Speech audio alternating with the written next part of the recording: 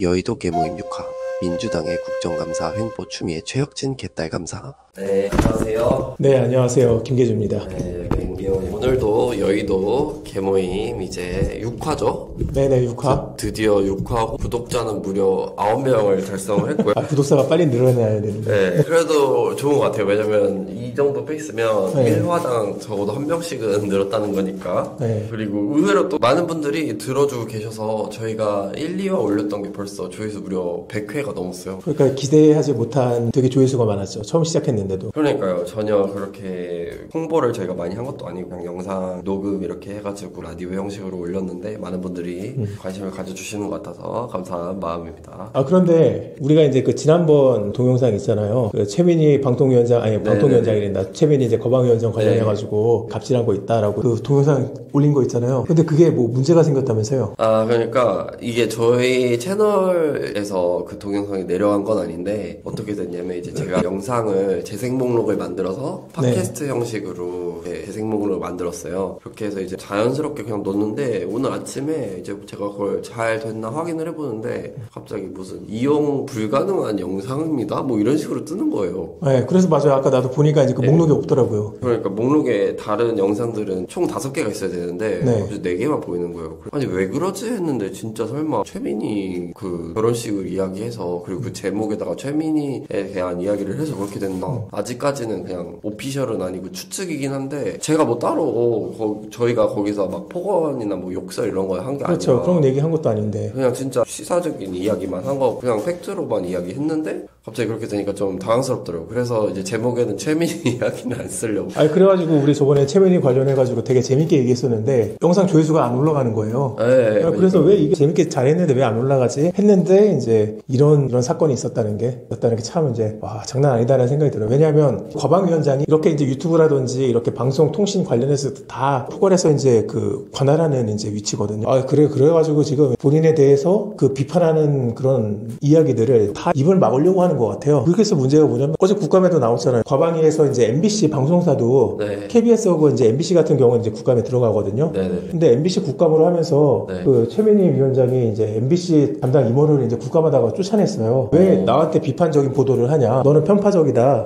그리고 가만히 안 둘 것이다. 라고 그렇게 얘기를 했거든요. 아니 그런데 당연히 말이 안 되는 게 정치인은 당연히 이제 누가 됐든 비판의 대상이 될 수밖에 없는 거예요. 그렇죠. 네. 그러니까 국민이 뭐 최민희 위원장에 대해서 100% 지지를 해야 돼요? 그것도 아니고 최민희 위원장이 잘못한 거 있으면 비판을 하고 잘한 거 있으면 칭찬하고 그게 언론의 역할인데 자기에 대해서 손톱만큼의 이제 비판마저도 용납하지 않겠다는 거예요. 그래서 MBC에 대해서 이제 뭐라고 이제 비난을 했냐면 그 언론 자유에 대해서 억압하려는 윤석열 정권이나 저기 이제 국민의힘에 대해서는 이제 한마디도 못하면서 뭐 자기만 비판한다. 뭐 그런 식으로 얘기를 했는데 그게 사실이 아니거든요. 그렇죠. 그러니까 내가 이제 그 윤석열 정권 때 있었던 이제 사건 2개만 얘기를 할게요. 윤석열 정권 초기 때 그때 윤석열 대통령이 이제 도어 스태핑을 했어요. 매일매일 이제 출근을 하면 기자들하고 이제 그 대통령실 들어가기 전에 이제 앞에 만나가지고 로비에서 만나가지고 이런저런 얘기하면서 이제 질의응답하는 시간이 있었거든요. 근데 그게 왜 끊어졌냐면 이제 MBC 기자 그때 윤석열 대통령하고 도어 스태핑을 하면서 언성이 좀 높아지고 갈등이 있었어요. 그래서 이제 그거 가지고 윤석열 대통령이 좀 화가 나고 이거 못 해먹겠다 해가지고 그만둔 거거든요. 그래서 그때 막 국힘 이제 강성 지지층들이 이제 MBC 뭐 빨갱이다 막 그러면서 엄청 욕했어요. 그래서 그때 그것 때문에 MBC가 찍혀가지고 그 윤석열 대통령 해외 나갈 때 보통 이제 대통령 전용기 따로 있고 거기에 이제 기자들도 같이 가는데 제가 알기로 아마 MBC는 이제 그 이후에 못 갔을 거예요. 그리고 또 무슨 일이 있었냐면 그때 윤석열 대통령이 미국의 바이든 대통령 만나가지고 유명한 이야기죠. 그 바이든 날리면 진짜요. 근데 그것도 MBC가 했던 거였어요. MBC가 해가지고 윤석열 정권을 공격하는 그런 것을 굉장히 이제 MBC가 그때 KBS나 SBS보다도 훨씬 더 세게 공격을 했었죠. 그런 MBC인데 그런 MBC에 대해서 최민희 위원장은 뭐 저기 이제 윤석열 정권에 대해서 비판도 하나도 안 하면서 편파적이다? 이렇게 얘기하는 건 이제 말이 안 되는 거죠. 그렇죠. 그리고 MBC는 어떻게 보면은 굉장히 친민주당 성격이 강한 지금 방송사잖아요. 왜냐면 또 그 MBC 그 뉴스데스크 보면은 항상 그 클로징맨들을 앵커가 하거든요. 근데 이제 항상 들어보면 지금 요새도 마찬가지예요. 요새도 계속 들어보면 계속 이제 내란 정권 종식을 어떻게 하는 이런 말 계속해요.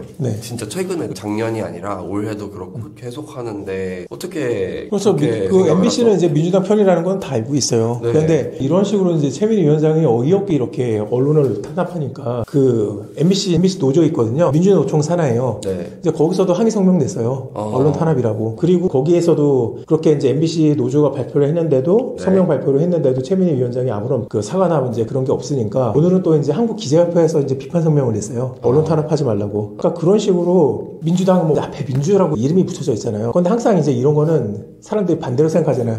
민주당은 저는 민주적이지 않다고. 그러니까요. 그런 식으로 민주당 사람들을 보면 특히 이제 그러니까 최민희 위원장이 다른 상임위 위원장도 아니고 과방위 위원장이잖아요. 과방위가 어떤 상임이냐면 뭐 과학기술 관련해서 하는 것도 있지만 그게 절반이고 나머지 절반은 이제 방송통신에 관련해서 관할하는 게 과방위가 언론을 관련해서 이제 담당하는 거기 때문에 거기서 민주당 상임위원장이라는 것은 그건 그 최민희 상임위원장이라는 것은 민주당의 언론관, 네. 정체성 그리고 이제 언론의 자유에 관련된 이제 철학과 입장 그런 것들을 대표하는 사람이 최민희 위원장이라는 얘기예요. 근데 그 민주당에서 이제 그런 언론 방송 그런 거를 대표하는 국회의원 과방위원장이 그런 식으로 평소에도 민주당에서 이제 좋은 이제 논조를 펼쳐왔던 MBC를 향해서마저도 이런 식으로 편파적이라고 비판을 하는 게 정말 이제 이 사람들은 민주당은 문제가 많다는 거죠. 그래서 내가 뭐 이제 국회에 있을 때도 민주당 사람들 안에서도 이런 얘기가 있었어요. 어떤 얘기가 있어요? 이제 막 한겨레, 경향, 오마이뉴스, 민주당은 그런 데들 우리는 보통 생각하면 그런 데는 다 이제 민주당 편드는 언론이라고 생각을 하잖아요. 그렇죠. 그런데 정작 이제 민주당 사람들은 그런 데조차도 적이라고 생각해요. 레거시 미디어, 기득권이라고 생각을 해요.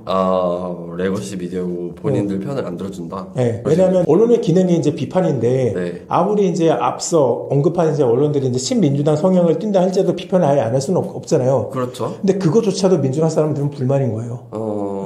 그래서 민주당 사람들이 가장 좋아하는 거는 그 유튜버들이에요. 김어준, 뭐 그리고 이동형 TV, 뭐 열린공감 TV, 네. 막 그런 식으로 그런 채널이야말로 가장 이제 자기들이 이제 좋아하는 거라고 가장 이제 좋아하고 이것이야말로 이제 정론이라고 생각하는데 그야말로 내로남불이죠. 자기네들 진영 놀리고 자기들을 하나도 비판하지 않고 우쭈쭈쭈 하면서 빨아주고 이제 그렇게 해야만 그 참된 언론이라고 생각을 하는 거예요. 그래서 예전에 그런 일이 있었어요. 올해 대선 말고 지난 대선 있잖아요. 네네네. 이재명과 윤석열이 그 붙었던 거기서 그 대선 때가 되면 막 근데 전국 현장을 돌잖아요. 근데 그러면 이제 기자만 붙는 게 아니라 요즘은 유튜버도 붙어요. 대선 이제 유세 현장에. 네. 그런데 대선 현장에 가면 보통 막 무슨 막 재래시장 같은 데도 가고 그런데 그런 막 그렇게 좀 뭐랄까 막 크고 막 웅장한 데보다는 좀 이제 서민들 사는데 민생 현장 그런 데로 주로 가요. 그런데 재래시장 가보면 알겠지만 막 좁아 터지고 좁잖아요. 정신 없죠. 네. 평소에도 그냥 정신이 네. 없죠. 그런데 거기에 이제 후보가 가면 이제 후보 수행하는 인력 따라가고 지지자들도 따라가고 기자 따라가고 유튜버도 따라가고 해서 막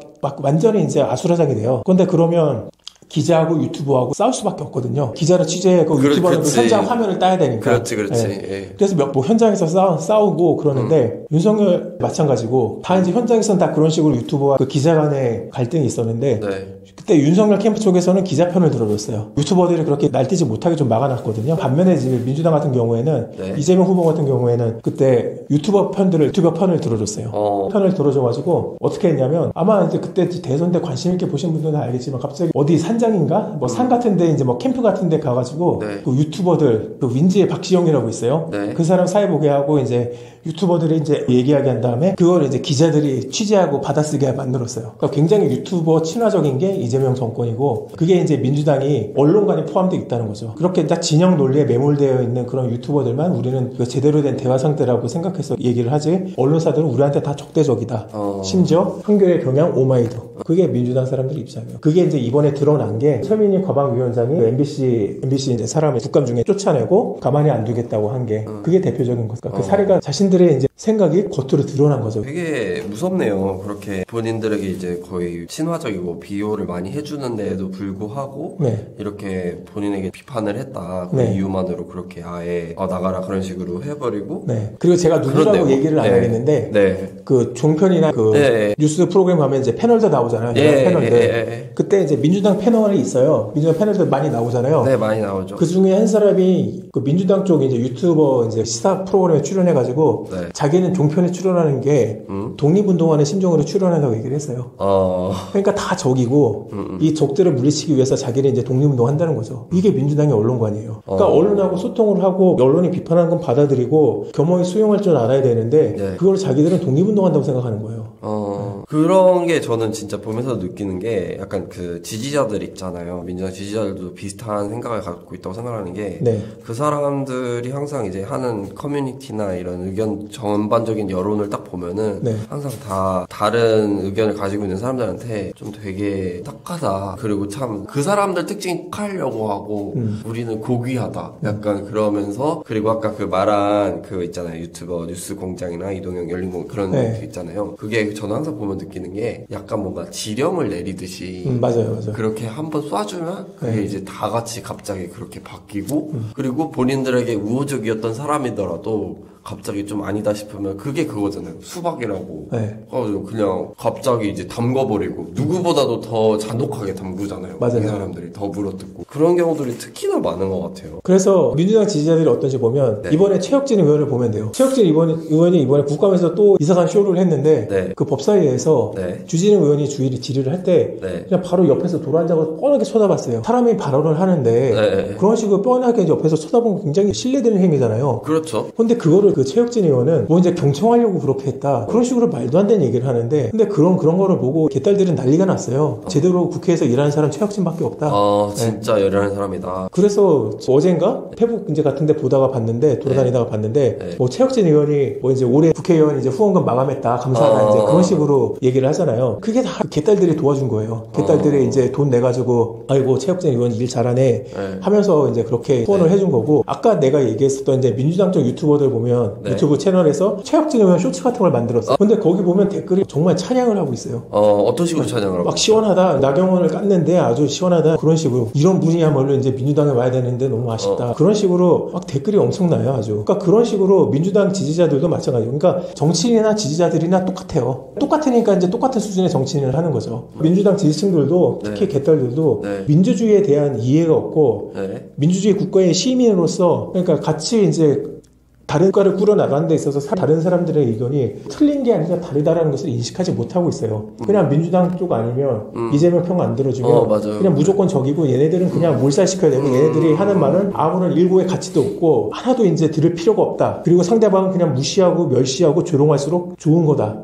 라고 생각하고 그리고 이제 그걸 지지해주는 게 민주당 지지층들 개딸들이거든요. 그러니까 최혁진 의원한테 그렇게 후원해주고 그렇게 후원을 받으니까 최혁진 의원은 또 얼마나 좋겠어요. 그러니까 지금 초선의 비례에 무소속인 의원이 그렇게 정치장 후원을 1억 5천인데 이거를 이렇게 가을에 다 받는다는 건 정말 거의 불가능한 일이에요. 보통 이제 지역구를 가지고 있는 민주당이나 국민의힘 의원들도 초선 정도면 네. 그 1억 5천 채우기가 너무 힘들어가지고 연말에 여기저기 인맥 동원하고 보좌진도 인맥 동원하고 막 여기저기 부탁하고 막 그래가지고 간신히 또 안 돼가지고 이제 막 1억 좀 넘거나 그런 경우가 부지기수거든요. 네. 근데 체육진은 뭐 비례대표 아무것도 아닌데 그런데 이제 이렇게 탁 모았잖아요. 그러니까 이게 이제 개딸의 힘을 보여주는 거죠. 그리고 이 개딸의 힘이 실제로 있으니까 그 민주당 정치인들은 거기에 따라갈 수밖에 없고 거기에 비판하려는 사람들은 숙청이 될 수밖에 없는 거죠. 거기에 이제 반발심을 갖는 사람들은 실제로 이제 후원도 못 받는 거고 힘도 못 받는 거고 아무것도 할 수 있는 게 없고. 그렇죠. 그리고 그런 개딸들이 민주당 권리당원으로 다 들어갔으니까 그 경선할 때도 나중에 공천 받을 때 내부 경선할 때도 다 떨어지고 그런 거죠. 결국 개딸이 표를 행사를 안 해주니까. 거의 근데 지금의 민주당은 진짜 개딸의 지분이 상당한 당이 돼버린 거. 그러니까 개딸의 지분인 건 거의 절대적이죠. 그러니까 어젠가 그저께인가 이제 정청래 대표가 저기 이제 그 재판소원, 그러니까 이제 그 3심 재판도 마음에 안 들면 저기 이제 헌법재판소로 가져갈 수 있게 하는 게 이제 그 재판소원인데 이제 그거를 하겠다고 딴지 게시판에 올렸어요. 딴지 게시판이요? 네, 딴지 김어준 딴지고 딴지일보였고 거기야말로 이제 민주당 강성 지지층의 총 본산이거든요. 메카 같은 곳 아니에요? 네, 메카 같은 곳이죠. 네. 그러니까 제명인의 마을에 등장해서 약간 죽긴 했지만 여전히 제일 강력한 곳이에요. 그러니까 거기다 올려가지고 거기서도 마찬가지로 이제 정청래 대표에 대해서 이제 굉장히 이제 개딸들이 이제 엄청 칭찬을 했죠. 아 역시 이제 제대로 일하는 건 정청래밖에 없다. 그러니까 제발 이제 사심제로 이제 해달라. 근데 그런 식으로 언제 자기네들이 그런 거에 뭐 사심제에 관심이 있었다는 듯이 그런 식으로 그냥 자기네들이 민주당이나 민주당 정치인들이 과격해하는 건 그게 뭔지도 알아보지도 않고 그냥 좋아하는 거예요. 그리고 정치인들도 그걸 알기 때문에 이제 다른 데에다 글을 쓰는 게 아니라 그냥 정청래 대표가 그냥 자기 페북에 올릴 수도 있잖아요. 그렇죠. 근데 굳이 딴지에다가 글을 쓰는 거죠. 일부러. 자기 좀 좋아해 주세요. 지지해 주세요. 아니 그러니까요. 네. 진짜 입장 바꿔가지고 장동혁이 예를 들어서 네. 약간 그런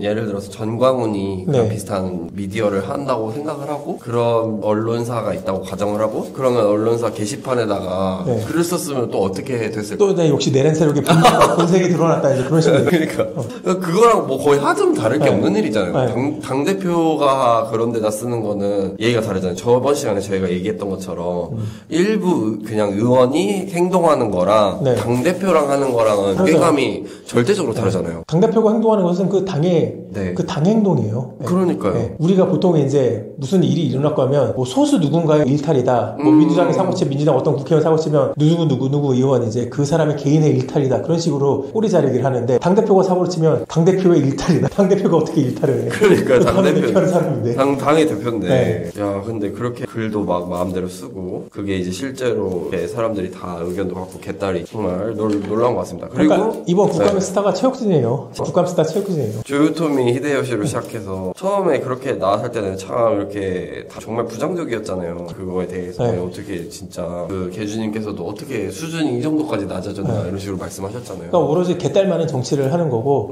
그런데 민주당은 뭐 이따가 나중에 얘기했지만 네. 민주당은 개딸을 위한 딸만을 위한 정치를 하면 그걸 보상해주는 그 시스템을 갖추고 있기 때문에 네. 이런 식으로 굴러갈 수밖에 없는 거예요. 이거 완전 국정감사가 아니라 개딸 감사 아니에요? 그렇죠. 이제 개딸 감사죠. 개딸 감사 같은데요, 진짜로? 그냥 진짜 말 그대로 네. 개딸 분들을 위한 감사를 표현하기 위한 자리가 아닌가. 그러니까 국정을 이제 살피는 자리가 아니라 네. 개딸들한테 어떻게 잘 보일까. 오직 그것만 신경 쓰면서 발언과 메시지와 행동을 하는 거예요. 이거 제목으로 써도 되나요? 좋죠.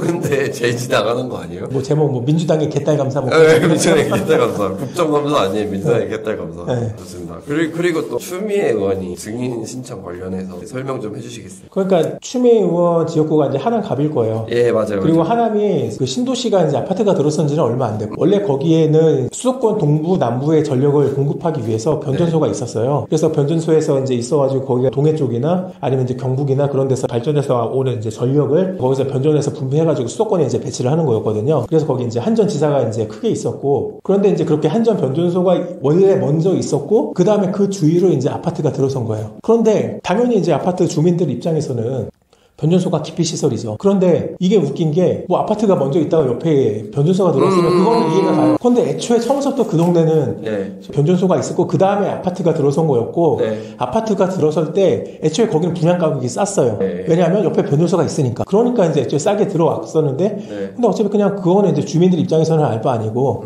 예. 그냥 이제 변전소 없으면 당연히 좋죠. 근데 그거를 이제 지역구 국회의원이라고 추미애 이제 법사위원장이죠. 법사위원장이 한전 사장을 법사위 국감의 증인으로 부르겠다는 거예요. 이게 진짜 말도 안 되고 추미애라는 사람이 정말 이 사람이 판사 출신이 맞나 싶을 정도로 법을 전혀 신경 안 쓰는 거예요. 법사위에서는 법안 관련해가 무슨 뭐 사법부 관련해서 법안 관련해가지고 그런 식으로 그런 곳에 대한 이제 법무부 산하 기관이라든지 그런 것과 관련해서 국감에서 국정감사를 하는 곳이에요. 근데 거기에 한전을 불러요. 산자중기 소속이고 산업부 산하 기관 중에서도 제일 큰 기관이에요. 근데 그런 곳을 이제 자기 민원 때문에 법사에 부른다는 게 말이 안 되는 거고, 네. 그러니까 민주당이 또 12대 국회에서 이제 다수를 차지하면서 더 망가지는 게 뭐냐면 네. 원래 국감에서 상임위 위원장은 회의 진행을 주로 하지 자기가 직접적으로 이제 뭘 물어본다던가 증인을 뭐 부른다던가 그런 걸 안 해요. 심지어 상임위 위원장은 법안 발의도 안 해요. 왜냐하면 그거는 상도위가 아니니까. 그러니까 국감에 질의를 하는데 저번에도 얘기했지만 상임위 위원장은 질문 시간에 제한이 없어요. 네, 자기가 하고 싶은 대로 마음대로 얼마든지 얘기할 수가 있어요. 그런데 그런 상임위원장이 직접적으로 이제 증인을 불러가지고 얘기를 하고 그리고 자기 민원을 얘기하고 더군다나 이제 자기 상임위 속한 일도 아닌데. 그렇죠. 네. 완전 그거잖아요. 본인 지역구니까 그래서 부른 건데 네. 전혀 사실은 부르면 안 되는 거잖아요. 부르면 안 되는 거죠. 근데 그냥 본인 지역구기도 하고 본인 지역구 문제라고 엉뚱하게 산자의 국감에 나와야 될 한전 사장을 네. 부르겠다는 거예요. 땡겨서 네. 여기 그 법사위로 네. 참 위원장분들이 왜 이럴까요? 그러니까 개념이 없는 거예요. 리걸 마인드도 없고 판사 출신의 리걸 마인드가 전혀 없는 거예요. 아니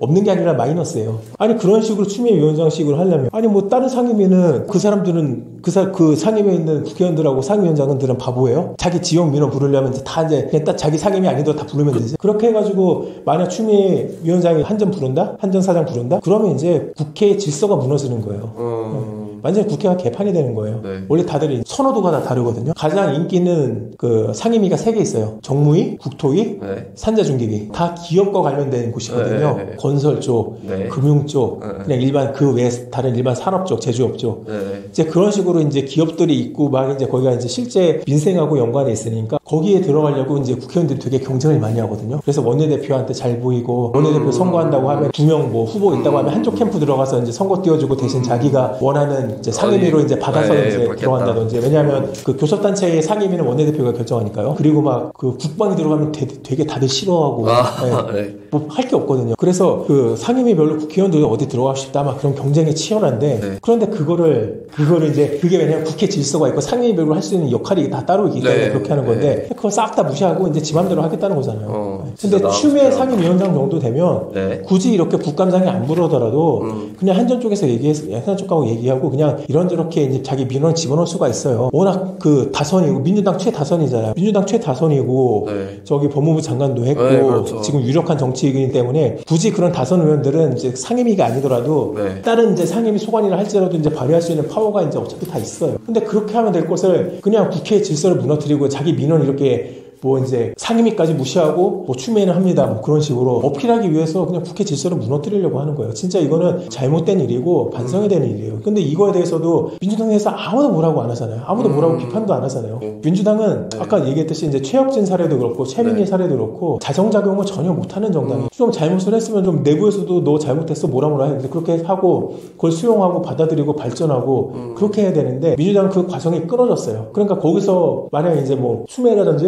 네. 체육진이라든지 그런 사람들에서 뭐라고 하는 순간 그 사람들은 개딸을 좋아하는 사람들이기 때문에 그거를 비판하면 아니 최민희 관련해서 당연히 비판할 수 있고 체육진 관련해서 당연히 비판할 수 있고 추미애 관련해서 잘못한 게 있으니까 다 비판할 수가 있는데 그 사람들 비판하는 순간 이 사람은 수박이 되는 거예요. 진짜 어렵네요. 네. 쉽지 않네요. 그렇게 수박이 되기 때문에 아무도 무슨 말을 못하는 거죠. 그런 식 때문에 우리나라의 여당 대표 정당이 그냥 망가지는 거예요. 그리고 이제 마지막으로 유시민 장관이라고 해야 될까요? 네, 유시민 전 장관, 유시민 전 대표, 유시민 전 의원 뭐 다 있죠. 뭐 노무현 이상 노무현재단 이사장. 맞죠? 네. 그가 또 트럼프 관련해서 발언을 했다고 하는데 네. 그건 또 그러니까 유시민 이사장이 나와가지고 한 말이 예. 그냥 미군 철수해라. 우린 꿀릴 거 없다. 그런 식으로 이제 그 관세협정 관련해서 그런 식으로 무식하게 얘기를 하는데, 그러니까 유시민 이사장이 예전에 그런 말을 한 적이 있어요. 어떤 말을 했어요? 그 나이가 60이 넘으면 사람이 뇌가 썩는다고. 유명한 말이죠. 근데 이제 유시민 이사장 본인도 이제 60이 넘었잖아요. 본인의 말을 이제 실천하고 있어요 지금. 어떤 면에서는 참 정치인이죠. 원행 일치를 하는. 쇼앤프루브하고. 네. 유시민 쇼앤프루브. 근데 생각을 해보세요. 네. 뭐 북한이 이제 뭐 김정은이 바짝 쫄아있기 때문에 주한미군 뭐 철수해도 상관없다 그렇게 얘기를 하는데 아니 북한에 지금 핵미사일이 있어요. 그런데 주한미군이 빠지면 그러니까 비대칭 전력이 있는데 그걸 어떻게 하겠다는 거예요. 그래서 그것도 문제인 거고 네. 그리고 주한미군에 배치라는 거는 저기 이제 단순히 북한만 관련해서 하는 게 아니라 이제 중국과 러시아 관련해서 다 이제 국제적인 역학관계 때문에 주한미군이 배치되어 있는 거고 주한미군이 있기 때문에 우리는 나중에 이제 중국하고 러시아가 이제 문제를 일으키려 할지라도 우리는 이제 안전하게 이제 안보를 이제 보장받을 수 있는 거잖아요. 그렇죠. 그런데 어디서 말도 안 되게 주한미군이 이제 철수하면 된다고 하는데 그게 뿌리 깊은 유시민 나이 때 그 이후 후배들도 마찬가지지만 그 주사파 운동권의 전형적인 마인드예요. 그러니까 우리나라 대한민국의 모든 모순은 그러니까 미국 이제 지배에서부터 비롯됐기 때문에 미군을 제외하고 양키는 집에 가야 이제 대한민국이 바르게 발전할 수 있다는 게 바로 유시민을 비롯한 운동권 정치인들의 이제 기본적인 정서거든요. 네. 그렇기 때문에 뭐 관세 협상으로 뭐 트럼프가 굉장히 대한민국의 국익을 해치면서 우리나라를 압박하는 건 맞죠. 근데 그건 관세 협정으로 풀어야 될 문제고 안보 문제는 안보 관련해 가지고 또 별도로 해야 되는데 네. 그거를 그 별도로 봐야 될 문제를 하나로 합쳐 가지고 문제를 더 꼬이게 만들고 오히려 이제 관세 협상에도 악영향을 미치는 게 유시민 같은 사람인 거예요. 지금 관세 협상 하고 있는데 유시민 같은 사람이 나와가지고 지금 이제 미군 꺼져라 그런 식으로 얘기하면 이게 관세 협상에 도움이 되겠어요? 도움이 안 되죠. 네, 오히려 미국 입장에서는 얘는 이놈 말을 하면서 그럼 더 압박할 거 아니에요. 그렇죠. 그리고 이제 그 사람이 일반 사람도 아니고 아까 말씀드린 장관을 했던 사람이잖아요. 그런 사람이 하는 말의 무게인데 일반적인 그냥 유튜버가 하는 말이랑 좀 다르죠. 네. 그런 사람은. 그러니까 유시민은 네. 그 민주당 운동권 출신 이제 정치인들의 대부 같은 존재예요. 예를 들어서 80년대 초에 전두환 정권 이제 들어섰을 때 대학생들이 일어나서 전두환 정권 물러가라 이제 했었거든요. 그런데 이제 또 서울역 앞에서 회군하고 근데 그거를 결정한 사람이 유시민이에요. 유시민이 지금 80년대 학번 이제 운동권들은 제일 앞에서 진두지휘하고 네. 그리고 이제 결정을 내린 사람이었기 때문에 지금 이제 80년대 친문연다권인 이제 민주당 주류 정치인들은 유시민을 다 이제 우상같이 생각을 하고 다 따르기 때문에 유시민이 지금 뭐 노무현 재단 이사장이라는 직함에 뭐 어떤 이제 공적인 직함이 없다 할지라도 이 사람의 발언이 영향력이 있고 그게 크기 때문에 이게 언론에 보도가 되고 그리고 비판을 받는 거예요. 그러니까 꽤 영향력이 큰 사람이고 네. 그 사람이 하는 말에 있어서 아까 말씀드렸던 것처럼 다 지지층부터 해서 네. 그 정치인들까지 다 따라서 가게 되는 거잖아요. 그러니까 저번에 지난 시간에 저희가 얘기했잖아요. 협중 시위에 관해서 이거는 현미가 아닌 건가요? 그러면 이분들이 하는 거는? 이분들이 하는 건 저기 이제 항상 얘기하는 양키고 홈 하면서 이제 네. 반미 투쟁 하면서 맨날 그렇게 했던 사람들이기 때문에 네. 이 사람들은 현미예요. 무슨 현미가 맞죠. 왜냐하면 뭐가 됐던 이제 일단 미국이 껴있다면 싫어해요. 지들은 아이폰 쓰고 다 하면서 자식들 저기 미국 유학 다 보내고 그러면서도 이제 미국을 싫어하죠. 다 미국 유학 다 보내고 다 막 아들 딸이 미국 영주권 있는 사람들도 많고. 그래서 아까 주한미군 관련해서 다시 얘기해서 하면 네. 저기 그 미군이 일본에도 배치돼 있잖아요. 아 맞아요. 그러면 일본 정부는 바보예요. 일본 정부는 이제 그런 식으로 이제 관세 협상하는데 그러면 이제 일본 정부나 정치인들이 일본도 상당히 압박을 했잖아요. 트럼프 정부가. 네. 주일미군 꺼져라 그렇게 얘기했어요? 아니요. 아니죠. 그런 얘기 그리고 절대 안 했죠. EU하고도 협상했잖아요. 관세 가지고. 네. 그리고 미군이 독일에 주둔해 있어요. 그래서 그러면 독일 국민들이 저기 이제 주동 미군 꺼져라. 미국 거잖아. 그렇게 안 하잖아요. 그러니까 관세 협상은 관세 협상이고 지금 전 세계 관련해서 군사적 대결이 있잖아요. 진영이 나눠져 있잖아요. 러시아, 북한, 중국 네. 이제 뭐 그런 식으로 나눠져 있고 뭐 미국하고 유럽, 한국, 일본, 뭐 우크라이나 그런 식으로 좀 명확하지는 않지만 애매모호한 수준에서 이제 그런 각각의 이제 그 진영이 나눠져 있잖아요. 군사적 대결 갈등이 이제 있는 그 구조가 있잖아요. 그런데 그 구조가 있기 때문에 아무리 관세 협상이 이제 그 있더라도 그건 그거고 그 안보와 관련된 주한미군 관련된 군사협상은 군사협정인데 그거를 별개로 봐야지 그거를 같이 본다는 것 자체가 애초에 그냥 미국이 다 싫은 거예요. 미국이 싫어서 그냥 관세도 하지 말고 민주당 하는 얘기가 그거잖아요. 관세 협상 뭐 하냐? 그냥 25% 받고 해라. 막 그 얘기도 이제 민주당 쪽에서 계속 이제 간보고 있는데 그것도 왜 그러냐면 미국이 싫은 거예요. 그런데 우리가 25% 관세를 어떻게 안 하려고 협상하려고 하는 게 15%를 협상하려고 하는 게 그게 우리 국익에도 이익이 되기 때문에 미국에 1,500억 원 달러 이제 직접 투자를 하더라도 뭐 이제 그게 우리한테 이득이 될 수 있기 때문에 이제 그런 식으로 협상을 하는 거잖아요. 그런데 그거를 모르고 뭐 LG나 뭐 삼성이 그냥 손해보면 감수하면 된다. 아니 유시민 이사장이 자기가 이제 삼성하고 뭐 LG 오너예요? 아니요. 아니 삼성하고 LG가 그런 식으로 무너지면 대한민국 경제가 무너지고 민생이 망가지는 거 뻔히 아는데 어떻게 그렇게 무식하게 기업들이 손해 이제 또 안 하면 된다라는 식으로 되게 저열하게 얘기를 하고 있어요. 그런데 유시민은 서울대 경제학과 출신이죠. 공부를 안 한 사람이고 경제학과 전공에 공부를 한 사람이 그런 얘기를 도저히 할 수가 없어요. 그렇죠. 말이 안 되는 이야기죠. 참 놀라운 일들을 많이 하고 그리고 저는 여기 안보 관련해서도 할 얘기가 많은 게 제가 어렸을 때만 해도 초등학교, 중학교, 고등학교 다닐 때만 해도 그런 걸 굉장히 많이 했어요. 6.25 전쟁에 대해서 막 하고 영화로도 막 유명했던 게 태극기 휘날리며 이런 것을 나도 중학생 때 탈북자 와가지고 이제 안보 교육하고 그랬어요. 맞아요. 그런 것들이 이제 굉장히 많고 분단 국가라는 것과 이제 통일에 관련돼서도 되게 많이 했었거든요. 배우고 그리고 가장 큰 게 지금 한국 남성들은 전부 다 군대를 가잖아요. 그렇죠. 군대를 갔다 온 남성분들이랑 이제 그런 병역의 의무를 진 사람들이야말로 그 말을 들으면 되게 어이없을 것 같아요. 이런 주한미군 나가라 하고 왜 그러면 그 젊은 남성들이 그 젊은 가장 소중한 시간이잖아요. 그 시간을 왜 그때 거기 가서 소모를 하고 있고 다 그렇게 하고 있는데 심지어 또 어제 북한이 또 미상의 발사체를 썼잖아요. 미사일 쐈죠. 미사일 썼는데 그렇게 아직까지도 그렇게 하고 있는데 지금 이제 그 통일부 장관이라는 사람은 이제 그 두 국가론을 인정해야 된다 갑자기. 그것도 전에 아무 말 없었다가 임종석이 작년인가 재작년에 그런 말을 했어요. 그렇죠. 두 국가론 인정을 해야 된다. 그러니까 두 국가론도 정동영이 이제 원래서부터 얘기했던 게 아니라 김정은이 얘기하니까 따라 쓴 거예요. 그리고 문재인 정부 때 웃긴 게 뭐냐면 윤석열 정부나 그 이전에 박근혜 정부 같은 경우에는 북한이 미사일 쐈다고 하면 미사일 쐈다고 다 보도했어요. 그런데 문재인 정부 때 웃긴 게 뭐냐면 미사일 쐈는데 미사일 쐈다고 차마 보도를 못하게 하고 성명 불상체가 발사됐어요. 네네네 맞아요. 그러니까 그런 식으로 무슨 뭐 불상이 발사됐어요. 불상의 발사체가 말도 안 되는 식으로 이제 그거로 한 거고. 약간 이런 식으로 좀 되게 미국을 굉장히 나쁘게 표현을 많이 하는 것 같고 이쪽 분들이 그리고 항상 광화문 가면 보실 수 있겠지만 그 사람들이 미국 대사관 앞에서 천막치고 계속 있거든요. 항상 말씀드리지만 신발, 미국 신발, 핸드폰, 아이폰 다 미제 쓰면서 그러니까 그 사람들의 생각은 이거예요. 어떤 건가요? 그러니까 미국은 꺼져라. 그러면 대한민국 안보는 어떻게 할 거냐? 뭐 북한하고 화해하고 협력하면 되지 않느냐? 딱 그거예요. 머릿속에 그냥 꽃밭이에요. 김정은이라는 이제 그 세습 독재 정권이 얼마나 폭력적이고 억압적이고 저기 이제 자신의 이익을 위해서 이제 북한 청년들을 그 러시아 우크라이나 전쟁에 이제 밀어 넣어가지고 다 죽여버렸잖아요. 그러면서 이제 그냥 군사협력 받고 돈 받고. 그러니까 그런 식의 북한이 뭔가 이제 정상적인 정권이었으면 모르겠는데 전 세계에서 가장 폭압적이고 폭력적이고 억압적인 정부인데 뭐 주한미군 필요 없어. 북한하고 화해협력하면 돼. 그럼 우리는 대한민국 안 보는 건 문제 없을 거야. 코리아 디스카운트도 사라질 거야. 그게 민주당 생각이거든요. 그리고 그러면 또 이제 중국하고 러시아는 또 어떻게 할 건데요? 그거에 대해서는 생각은 또 없고 뭐 중국하고 뭐 이제 이재명 대통령만 쉐시하면 된다는 거죠. 쉐시하면 또 이제 모든 문제 해결하는 거죠. 아니 그런 식으로 따면 전 세계 군대가 왜 필요해요? 그러니까 이 사람들은 그냥 자기 꽃밭 속에서 그 주사파 이념에 빠져가지고 행동하는 사람들이기 때문에 어떤 국제 관계에 대해서 제대로 된 이제 밸런스 오브 파워라든지 세력 균형론이나 어떤 이제 그런 현실 외교에 대해 관련해서 군사력이 받침되어야 되는 뒷받침되어야 되는 현실 외교에 대해서는 전혀 인식이 없는 사람들이 오히려 그거에 대해서 그거를 이제 사람들이 지적하고 좀 배워라고 얘기하면 그거에 대해서 적대시하고 안 배우고 무식함을 유지하려고 하는 게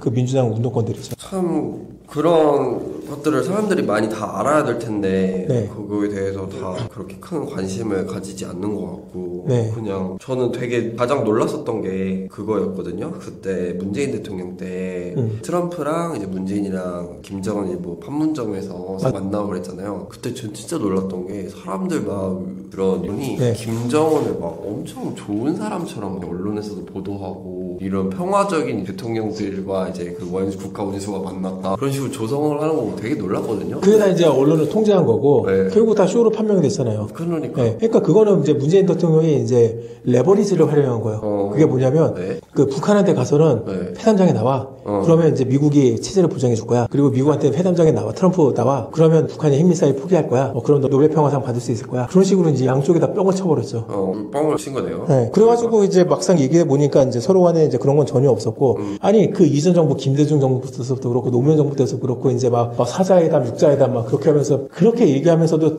풀리지 않았던 게 이제 남북 관계고 이제 핵 문제였는데, 그러니까 그 운동권들은 이제 정말 이제 머릿속에 꽃밭이었던 게 그런 식으로 레버리지해서 거짓말을 하면 풀릴 수 있을 거라고 생각을 했던 거예요. 아니 그런 식으로 양쪽에다 거짓말하면 그게 풀려요? 안 풀리죠. 네. 그래서 그때 원래는 이제 판문점에서 만났으면 그 전에 싱가포르에서도 만났어요. 그때 뭐 김정은이 막 이제 기차를 타고 막 거의 동남아까지 간다면서. 근데 결국 이제 막상 만나는 게 문재인 대통령이 말한 거하고 전혀 다르니까 트럼프도 빡쳐가지고 바로 비행기 타고 떠나고 김정은도 빡쳐가지고 이제 바로 기차 타고 돌아가고. 그래서 그 이후서부터 이제 김여정이죠. 김여정이 이제 문재인 대통령이 삶은 손해가 그런 식으로 욕하고 그렇게 된 거잖아요. 그러니까 정치도 그렇고 외교할 때도 있어서도 진정성이 있고 진실을 말해야 되는 거거든요. 그러니까 그런데 거짓말을 하면 안 돼요. 그런데 문재인 정부는 그걸 거짓말을 해가지고 이제 해결을 했기 때문에 문제가 커진 거였고, 그냥 지금도 마찬가지예요. 그냥 머릿속에 꽃밭이기 때문에 그냥 어떻게든 김정은 비위 맞춰주면 이제 뭔가 할 수 있겠다더니 할 수 있겠다 생각해가지고 지금 하는 게 민주당이에요. 그런데 전혀 현실적이지 않은 거죠. 그렇죠. 그리고 또 우리 평화 모두 잡자 이랬는데 어제 바로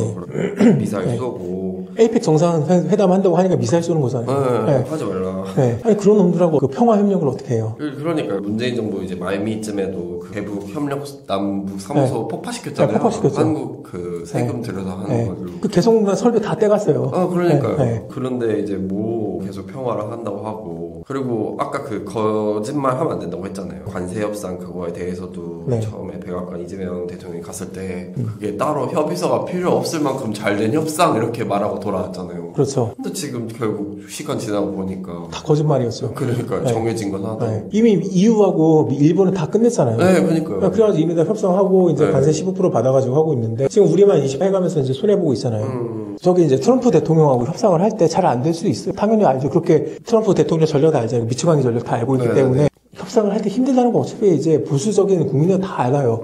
그러면 이런저런 정부에서 브리핑을 할 때 뭐 이런저런 쟁점이 있는데 이런 곳에서 지금 난항을 겪고 있습니다. 이걸 풀어보기 위해서 열심히 노력하겠습니다. 그런 식으로 얘기하는 게 정상적인 정당이고 정상적인 정부예요. 근데 그렇게 얘기 안 하고 협의문조차 필요할 수 없을 정도로 이제 성공적인 회담이니까 그게 정말 거짓말을 그런 식으로 치면 사고가 날 수밖에 없어요. 그리고 우리나라 정부가 대통령실 대변인이 발표하는 걸 미국 사람들이 그걸 안 받겠어요. 미국 정부에서 그걸 모니터링 안 하겠어요? 무조건 다 하겠죠. 그거 다 모니터링 하는데 너무 성공적인 협의여가지고 회담이어서 협의문이 필요 없었다. 그거 보고 얼마나 비웃었겠어요. 그렇죠. 완전 있지도 않은 사실을 얘기를 한 거니까. 그러면 오히려 나중에 협상할 때 오히려 더 불리해져요. 아니 그러니까 미국 쪽에서 항의하는 거죠. 뭐가 성공적인 회담이었고 너무 성공적이어서 협의문도 필요 없어. 그런 식의 거짓말을 왜 하냐. 그렇게 책임을 물으면 우리 정부 측에서는 그거에 대해서 보상을 해줄 수밖에 없어요. 그렇죠.